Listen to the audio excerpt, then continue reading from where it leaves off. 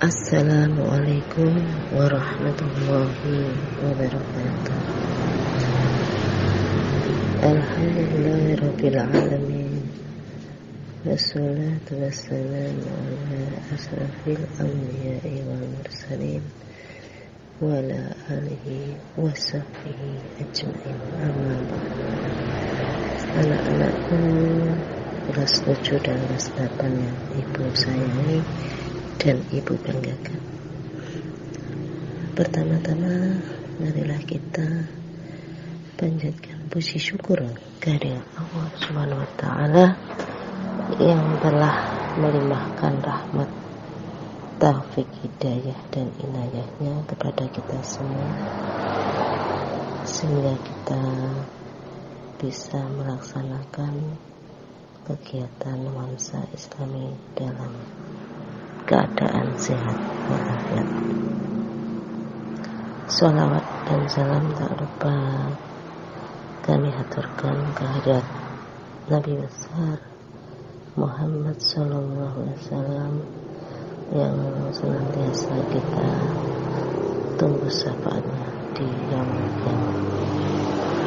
Anak-anakku kelas 7 dan kelas 8, pada bulan Rajab kita senantiasa mengingat kembali peristiwa yang sangat besar, di mana dalam peristiwa Isra Mi'raj itulah Rasulullah Sallallahu Alaihi Wasallam menerima perintah sholat 5 waktu yang asal mulanya 50 waktu dalam sehari semalam. Adapun yang dimaksud dengan Isra dalam arti bahasa adalah perjalanan di malam hari.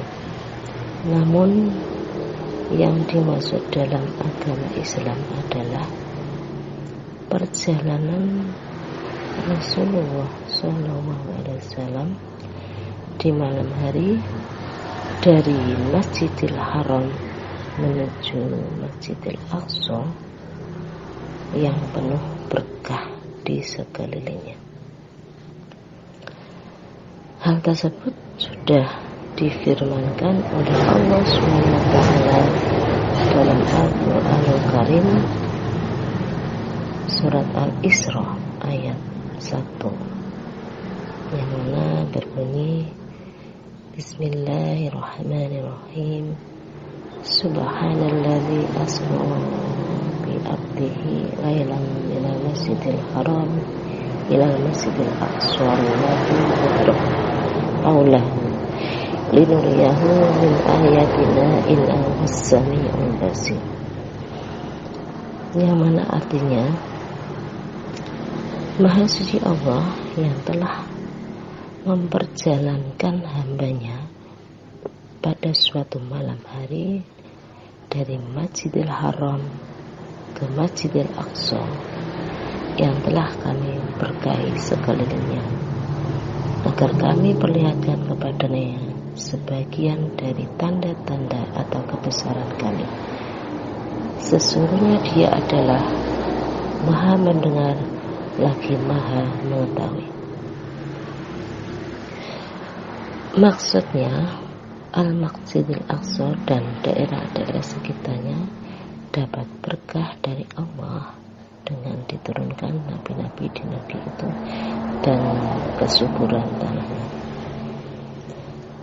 Anak-anakku semuanya, setelah kalian perhatikan sejenak tentang ayat Al-Quran tersebut, maka kita bisa ambil kesimpulan bahwa apa yang difirmankan oleh Allah tersebut telah terbukti, seperti kita saksikan pada zaman sekarang ini, yakni di sekeliling Masjidil Haram benar-benar diberkati dengan rezeki yang melimpah serta kewibawaan yang luar biasa, sehingga setiap tahun berduyun-duyun orang mengunjungi untuk menunaikan ibadah haji sebagaimana yang kita saksikan sekarang ini.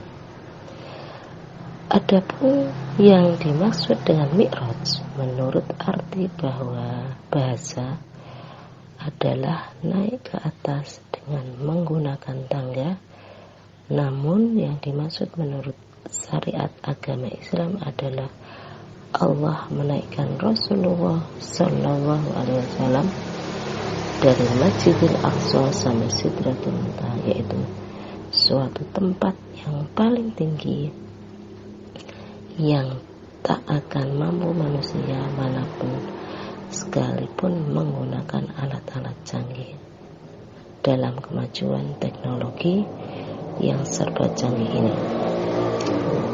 Selain Rasulullah SAW yang dikehendaki oleh Allah SWT, di sanalah beliau menerima perintah sholat 5 waktu yang semula 50 waktu dalam sehari semalam, namun dengan kemurahan Allah dimohon keringanannya hingga tinggal 5 waktu yang tidak mengurangi pahalanya 50 kali tersebut, yang wajib dikerjakan oleh beliau beserta segenap umat beliau. Untuk itu, anak-anakku, janganlah lupa kalian melaksanakan sholat 5 waktu dengan tertib sebagaimana telah disampaikan oleh Rasulullah SAW. Beliau mendapat perintah dari Allah SWT untuk umatnya Nabi Muhammad SAW mengerjakan sholat 5 waktu, yaitu wajib. Tepat peristiwa Isra Mi'raj Nabi Muhammad SAW terjadi dengan kehendak Allah pada malam 27 Rajab tahun 11 Hijriah, setelah beliau diangkat menjadi Rasul atau utusan Allah. Adapun hikmah dari peristiwa tersebut adalah menanamkan kekuatan batin beliau Rasulullah Sallallahu Alaihi Wasallam atas cobaan atau musibah yang menimpa pada beliau sepeninggalan paman, kakek serta istri beliau yang tercinta, yang semasa hidup mereka sebagai benteng terhadap serangan musuh-musuh beliau yang berusaha menghentikan perjuangan beliau. Selain menanamkan kekuatan batin terhadap beliau, juga memberikan ujian terhadap segenap umat Islam, baik di zaman Rasulullah maupun di zaman sekarang. Dengan peristiwa Isra Mi'raj tersebut akan nampak bagi siapa yang beriman secara murni, maka akan lebih tebal imannya dengan peristiwa tersebut, karena peristiwa yang terhebat, sehebat sebagaimanapun, tidak akan ada kesulitan apabila dikehendaki Allah Subhanahu wa ta'ala.